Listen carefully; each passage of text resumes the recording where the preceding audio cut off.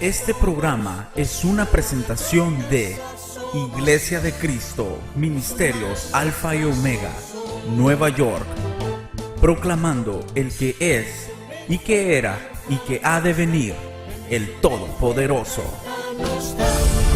Su poder también nos dio. Nicodemo era un fariseo, un líder religioso de alta posición. Le dijo: Nicodemo, es necesario nacer de nuevo. Entonces, una verdad espiritual absoluta es que el nuevo nacimiento es necesario para entrar al reino de los cielos. Nadie que no haya nacido de nuevo va a poder entrar al reino de los cielos. Otra verdad que el Señor declaró es que dice que no iba a participar del vino como representación de los elementos cuando comemos de la Santa Cena hasta que Él lo comiera en el reino de su Padre, dando a conocer de que la celebración o las celebraciones de las bodas del Cordero van a suceder. ¿Cuándo? ¿Cómo? Dios lo sabe, pero van a suceder.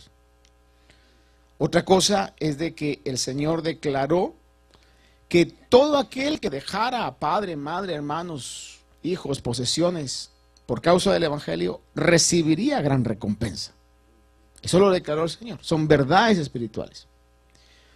Otra también era de que había que comer y beber su carne y su sangre, hablando Jesús en una forma alegórica o dando un ejemplo, pero utilizó la palabra hay que comer, y le decía yo que lo que el Señor estaba diciendo es que así como necesitamos la comida y la bebida para poder vivir, necesitamos la dependencia total del Señor, y solamente cuando tenemos esa dependencia total de Dios, vamos a poder tener o entrar en la vida eterna.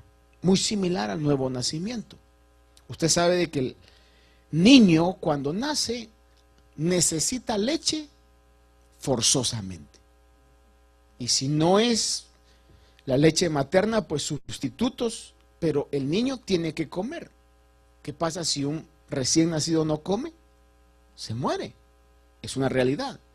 Entonces el Señor declara ahí de que el que ha nacido de nuevo tiene que tener una dependencia total del Señor. Es decir, que los creyentes nacidos de nuevo, una verdad que la Biblia nos enseña es que tenemos que depender totalmente de Dios.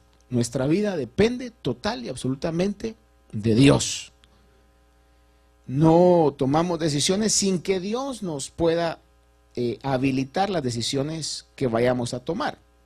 Y vivimos para Él, y ojalá que eso pueda hacerse una realidad como lo que el apóstol Pablo dijo. Si vivimos, para Él vivimos, y si morimos, para Él morimos. Eso encierra la dependencia total de Dios. Es lo que el Señor, creo, quiere de su iglesia. Ahora, el domingo yo le concluía en algo, y le decía que el Señor en Juan 10:7 habló y dijo, Jesús les dijo de nuevo, en verdad os digo, yo soy la puerta de las ovejas. Y dice el versículo, todos los que vinieron antes de mí son ladrones y salteadores, pero las ovejas no les hicieron caso. Yo soy la puerta, si alguno entra por mí, será salvo, y entrará y saldrá y hallará pasto. Ahora, cuando el Señor está hablando ahí, yo soy la puerta, obviamente está usando un ejemplo.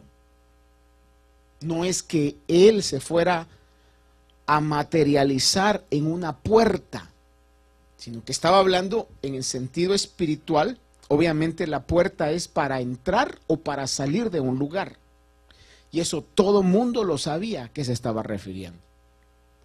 Cuando Él habla, yo soy la puerta, está diciendo, el que entra por mí, el texto lo aclaro, dice, si alguno entra por mí, será salvo, entrará y saldrá y hallará pasto. En otras palabras, yo soy la puerta que conduce a la salvación.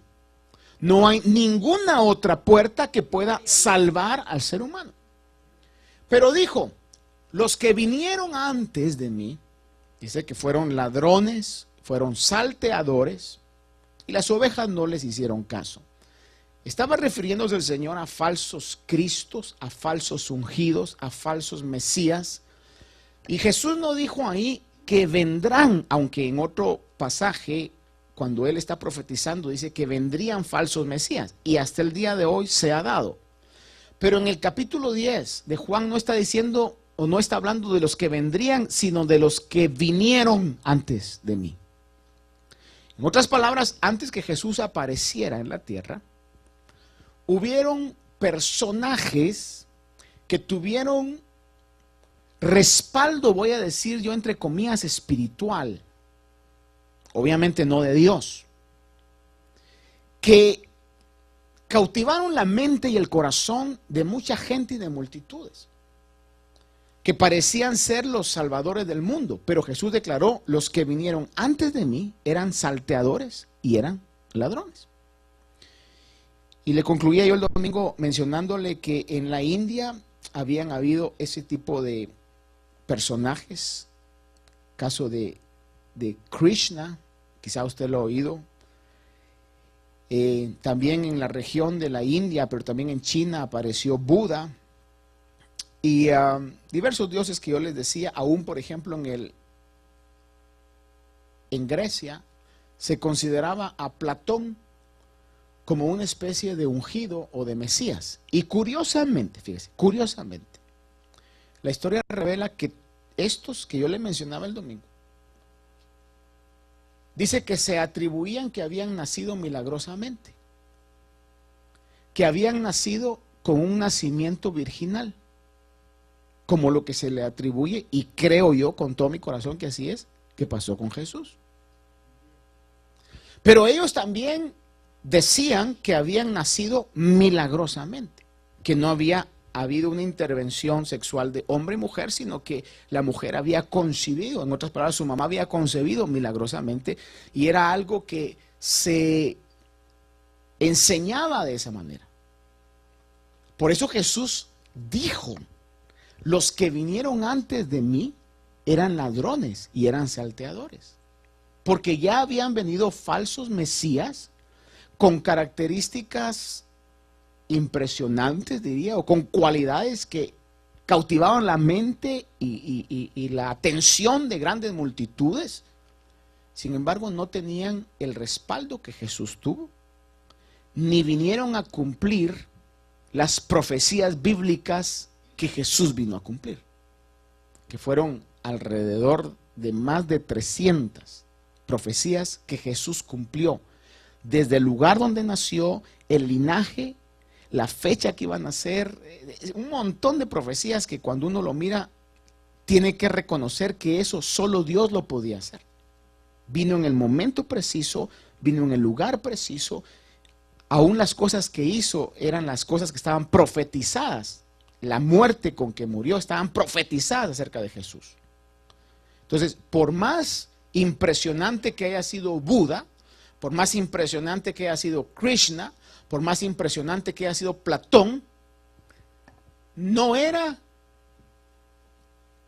y es que no quiero comparar a Jesús con esos hombres, pero era incomparable.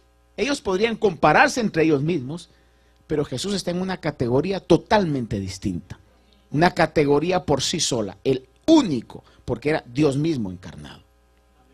Y él declaró y dijo: en verdad os digo, yo soy la puerta, y el que entra por mí entrará y será salvo. Es una verdad que el día de hoy no ha cambiado. El único camino hacia la salvación es el Señor Jesús y su muerte en la cruz, que limpia los pecados y nos acerca a Dios. Ahora, déjeme ir a los últimos 3 que quiero compartirle hoy, o quizás 4, no 3 son, 4, perdón. Juan 12, del 24 al 25.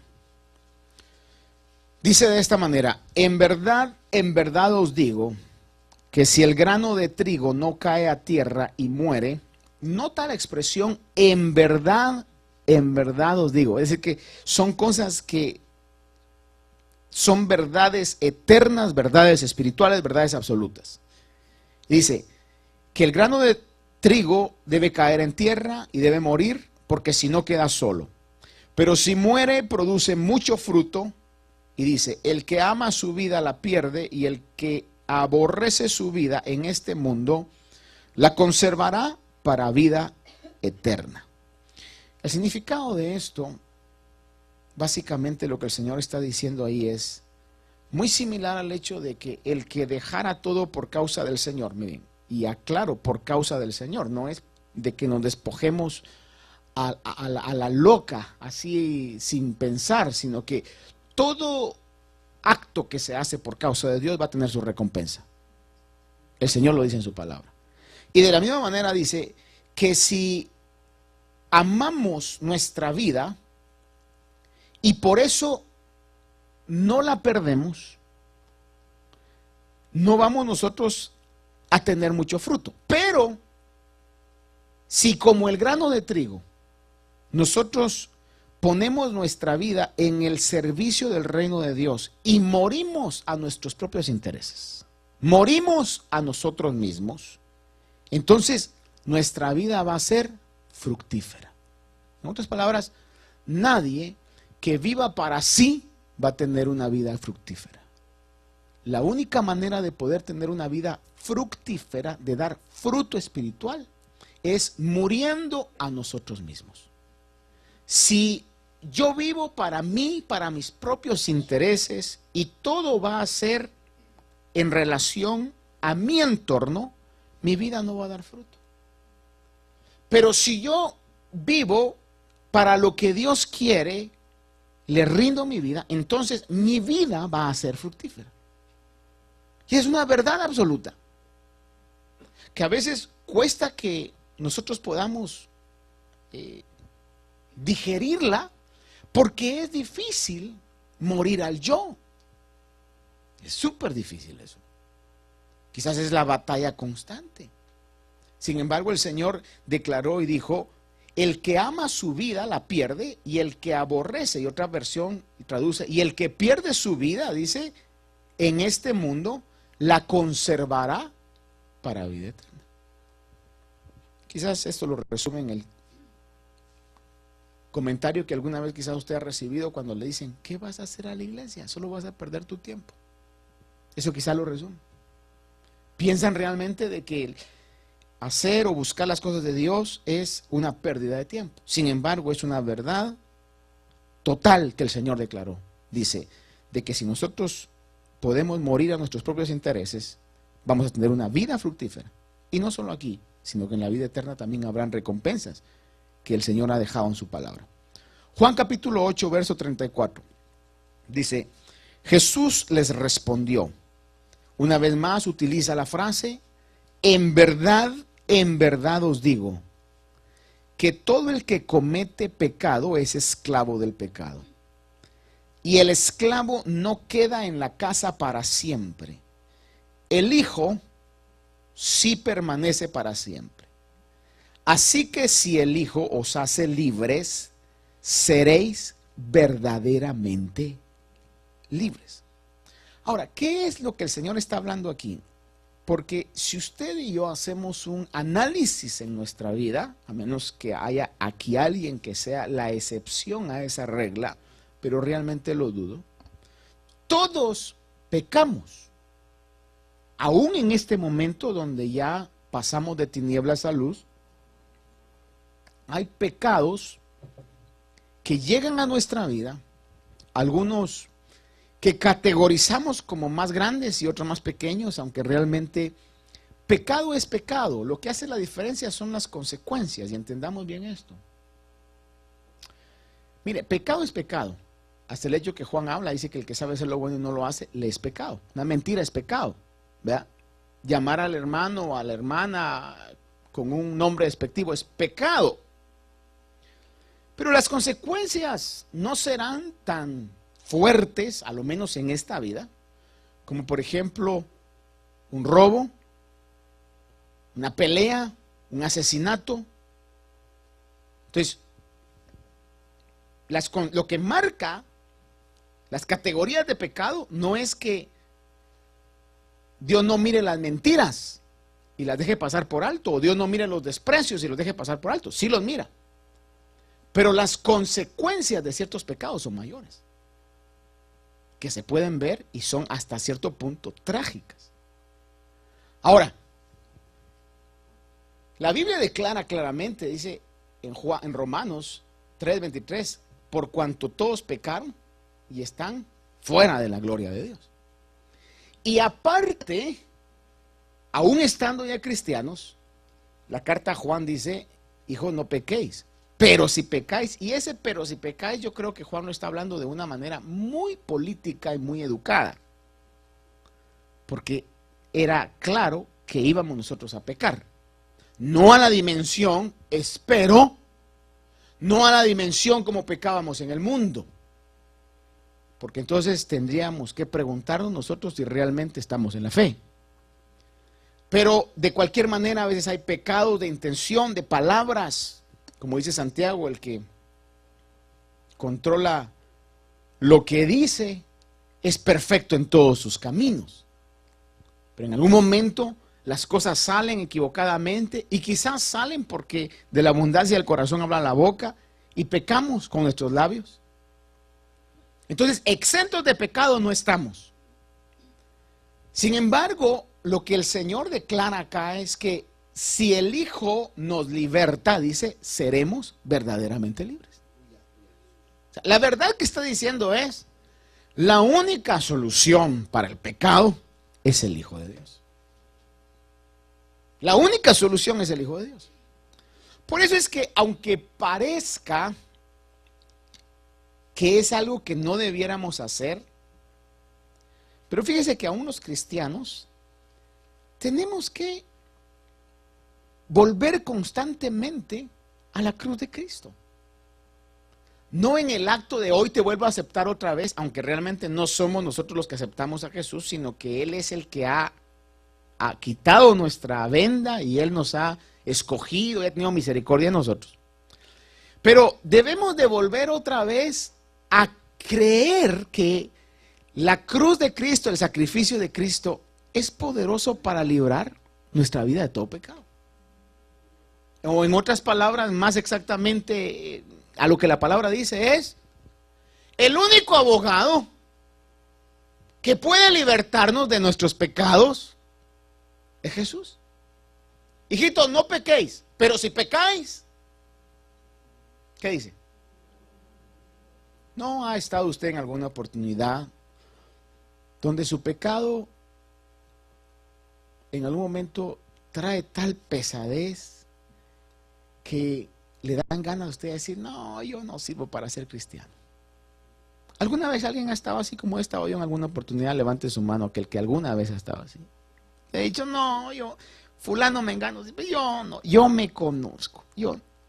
Y fíjese de que aunque en algún momento podemos llegar a eso, esa no es la solución. La solución no es golpearnos el pecho. La solución no es ni siquiera venir y alejarse, que es una alternativa que el diablo va a poner. No, tú no sirves, vete mejor al mundo. ¿Cuál es la solución? Ir con el abogado. Por eso dice, si el Hijo os libertare, seréis verdaderamente libres. El único que puede librarnos del pecado es el Señor Jesús. Y vamos a ser libres totalmente, ¿sabe cuándo? Hasta que Él se manifieste. ¿Cuántos de aquí se creen tan espirituales como Pablo? Creo que cuando leemos a Pablo decimos, no, Pablo estaba en una categoría muy especial.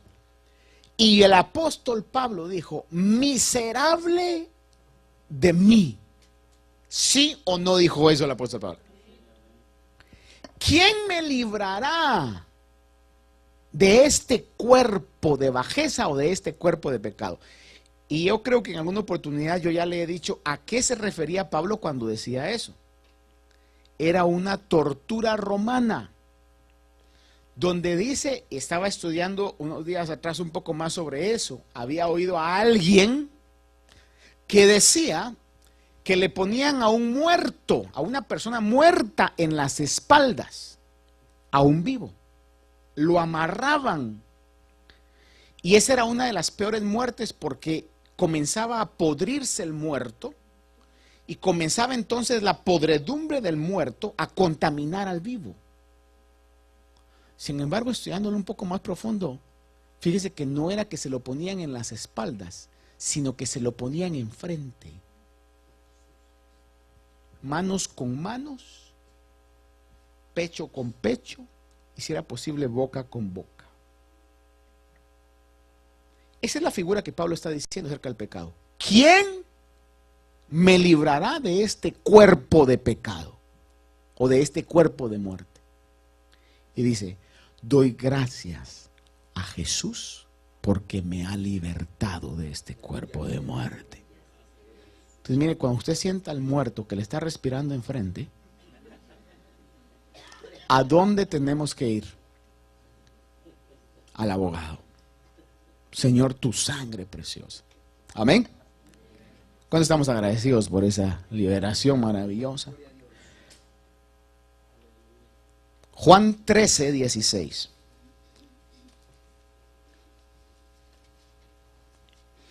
Este es un versículo que cuando yo lo pude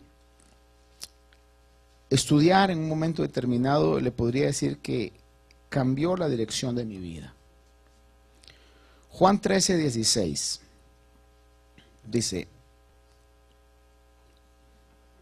en verdad os digo, un siervo no es mayor que su señor, ni un enviado es mayor que el que lo envió.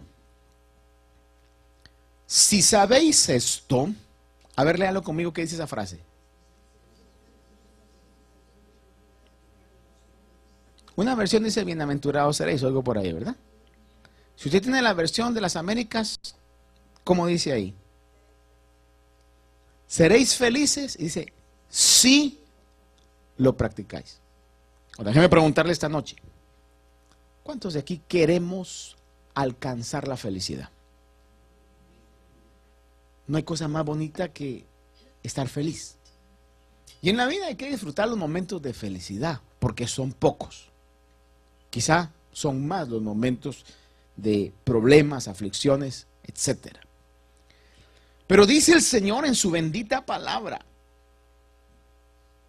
seréis felices si practicáis este principio. ¿Cuál principio? El principio de servicio, porque el Señor dijo eso después de que se tomó el trabajo de lavarle los pies a los discípulos.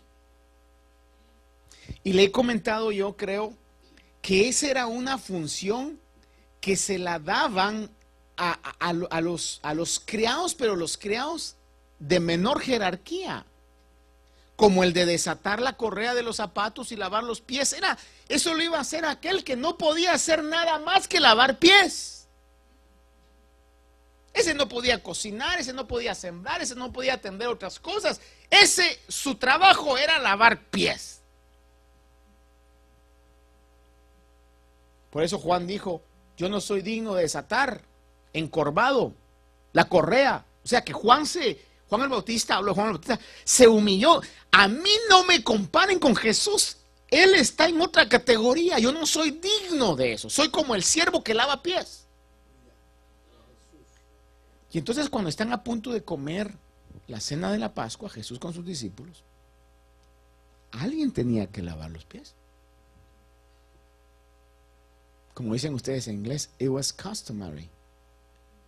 Era una costumbre que tenían que hacer. El punto era, ¿quién? De que se tenían que lavar los pies, tenían que lavar los pies.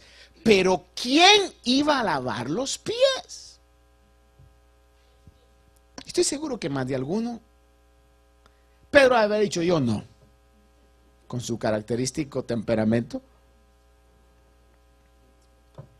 Estoy pensando que algunos vieron quizás a Juan, como algunos dicen era el más joven, 17 añitos por ahí. Han de haber dicho, pues le cae aquí la pelotita a Juan, ¿verdad? Estoy pensando nada más, no me va a decir usted dónde dice eso, pastor. Sin embargo, Juan se ha de haber hecho el que no era con él, pues, ¿verdad? Judas menos, pues. como no hubo quien, el Señor se ciñe en la toalla y comienza a lavar. Y usted sabe la reacción. La reacción, ahí sí habló Pedro. Yo no dejo que me lave los pies. Y el Señor responde, si no te lavo los pies, no tienes parte conmigo. ¿Por qué razón? Porque lo que les iba a decir era una verdad que debe de marcar nuestras vidas. Para que, óigame esto, para que usted y yo podamos alcanzar ser felices.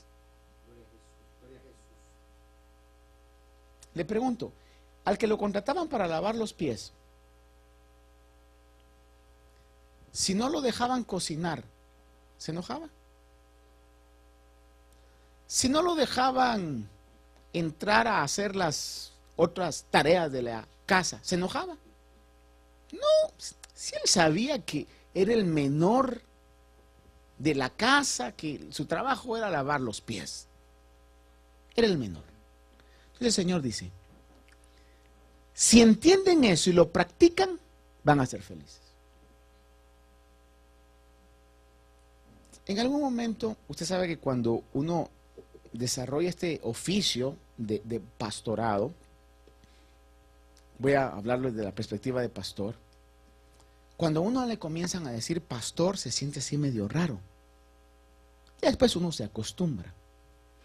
En algunos otros círculos, especialmente cuando son círculos legales, y uno se identifica, ¿verdad? Y dice, por ejemplo, yo soy ministro o soy pastor, se dirigen a uno como reverendo. Dicen reverend, ¿verdad? Y uno agarra la onda y uno contesta, ¿verdad?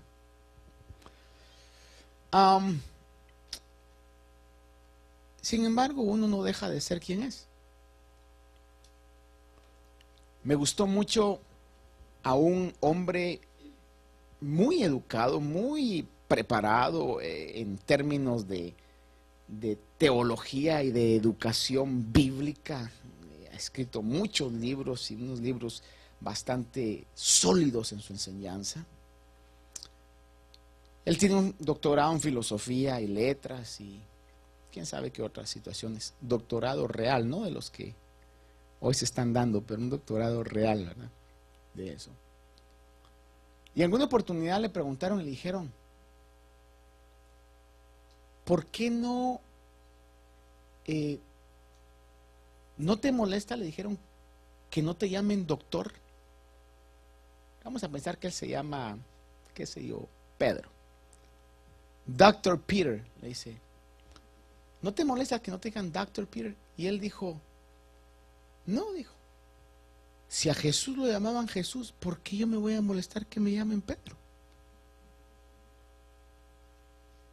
En una oportunidad alguien me dijo a mí, Martín, así. Y otra persona le dijo, pastor, le dijo. Y me dijo, ¿no te ofendes que te llamen Martín? No, le dije, si así me llamo. A esta persona le dijeron, cuando le dijeron eso, él respondió y dijo, y como yo he respondido, no soy ni siquiera enfermero, menos doctor.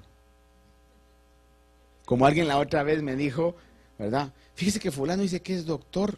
Que yo sepa, no, le dije yo.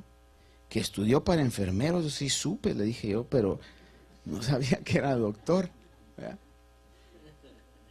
Pero no se ha dado cuenta usted cómo es bien difícil entender en nuestra vida el que al final de cuentas somos solamente siervos.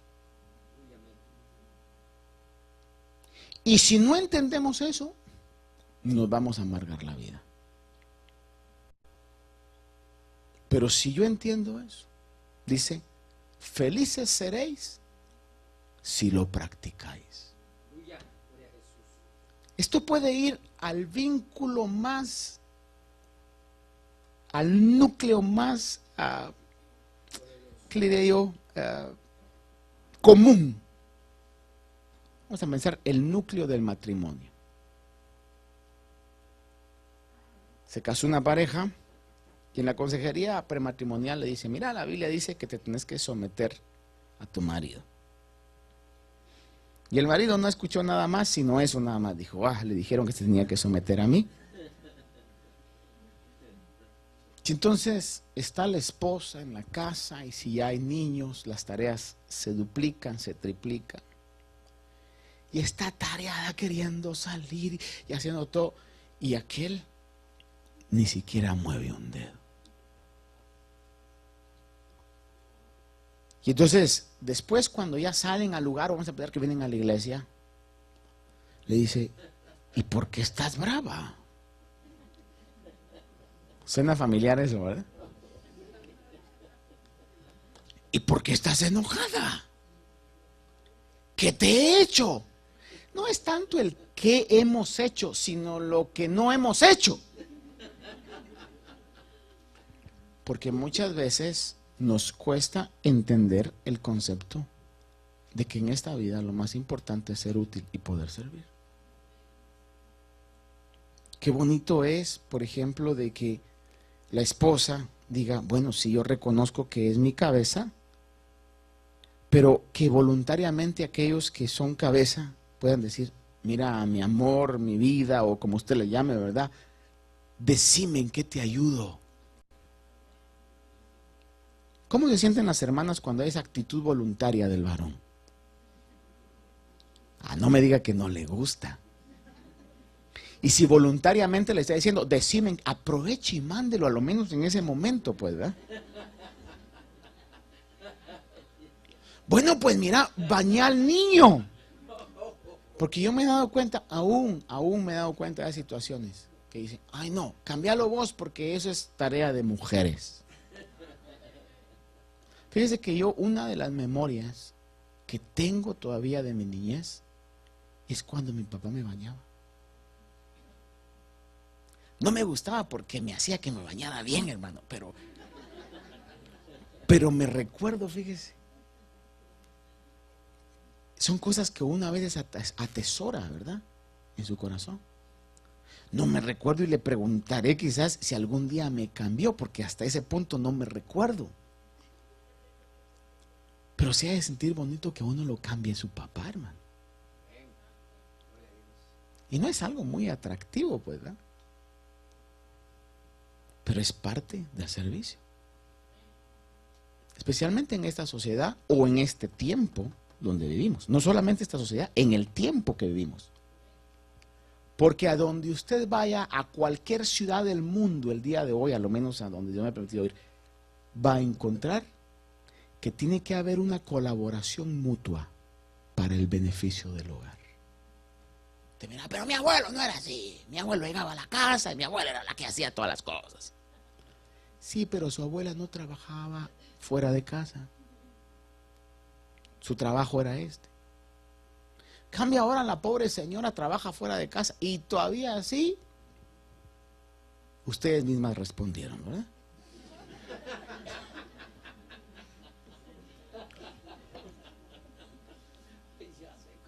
Dice, si este principio lo practicáis, seréis felices. Lucas 22, del 25 al 27 dice, y Jesús les dijo, los reyes de los gentiles se enseñorean de ellos, y los que tienen autoridad sobre ellos son llamados bienhechores. Pero no es así con vosotros. Antes, el mayor entre vosotros hágase como el menor, y el que dirige como el que sirve, porque ¿cuál es mayor? ¿El que se sienta a la mesa o el que sirve? No es el que se sienta a la mesa. Dice, sin embargo, entre vosotros, dijo Jesús, yo soy como el que sirve. Entonces, la mayor honra en esta vida, oiga hermano, la mayor honra en esta vida, una verdad absoluta espiritual, es tener una vida de servicio. Y el último rápidamente, Juan 14 del 12 al 13 dice, en verdad os digo, el que cree en mí, las obras que yo hago, él las hará también, y aún mayores que éstas hará. Porque voy al Padre, y todo lo que pidáis en mi nombre lo haré, para que el Padre sea glorificado en el Hijo. Si me pedís algo en mi nombre, yo lo haré. Cuando estaba viendo esto, decía, Señor, ¿es así o no es así, Señor? Porque usted sabe de que hoy en día a veces hay tanta falsedad aún en las cosas del Evangelio, falsos milagros. Le voy a contar algo que quizás usted va a decir, ay, pastor, ¿será posible? Conocí de una persona que hacía campañas masivas, estamos hablando de 5,000, 10,000 lugares grandes, ¿verdad? Lo que dicen aquí, big venues, lugares grandes. Reunía pastores, comenzaba a hacer toda su trabajo pre-campaña. Era campaña de sanidad y milagros. El punto es que dice de que habían ya cuando estaba la campaña, dice que habían ciertas personas que llegaban en silla de ruedas. Él sabía eso, no solamente sabía, sino que él los contrataba. Y decía, cuando yo diga, los que han sido sanados, levántense, ustedes se levantan. Porque ustedes entraron en silla de ruedas, pero eran gente que podía caminar. Y entonces dijo, los que hayan sido sanados, levántense. Y comenzaban ellos, obviamente comenzaban pues así, ¿verdad? Y luego caminaban y la gente comenzaba a aplaudir y la gente comenzaba a reaccionar a eso. Y un día le dijeron, porque lo cacharon pues, ¿verdad? Y le dijeron, mire usted, siempre son los mismos. Y él dijo, su respuesta fue esta, miren la respuesta. No, yo sé, si yo los contrato, dijo. Lo que pasa es que ellos motivan la fe de los enfermos, dijo. Mire su excusa. No sé si me explico. Ellos son actores, pero su trabajo es motivar la fe de los genuinos enfermos. Para que los enfermos entonces, los que realmente son enfermos, vean eso, entonces cobren fe. Yo no creo eso. Y luego los únicos, por eso le dijeron, los únicos que se sanan son los que usted contrata. Por eso a veces cuando uno mira esto y ve pasajes cuando dice, todo lo que pidáis en mi nombre lo daré, o mayores obras que las que yo he hecho, vosotros también haréis. Uno se pone, Señor, ¿será? Es que somos tan chuecos, tan falsos, tan egocéntricos a veces.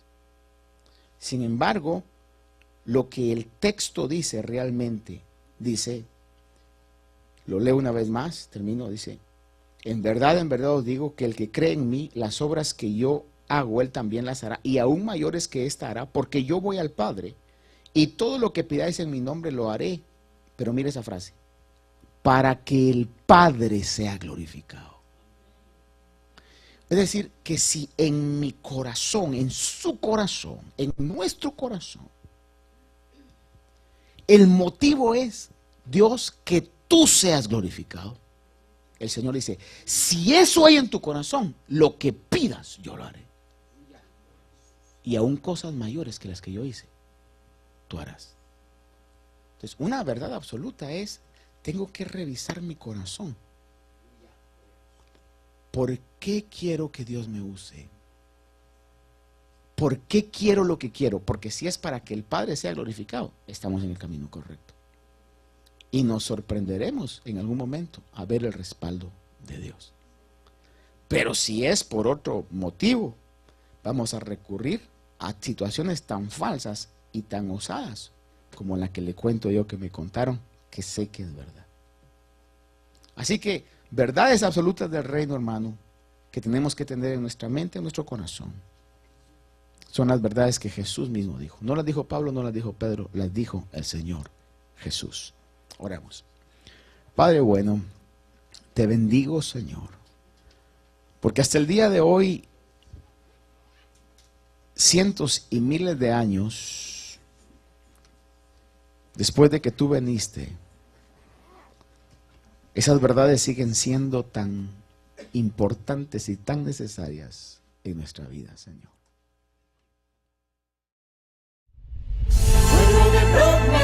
Este programa fue una presentación de Iglesia de Cristo, Ministerios Alfa y Omega, Nueva York, proclamando el que es y que era y que ha de venir el Todopoderoso.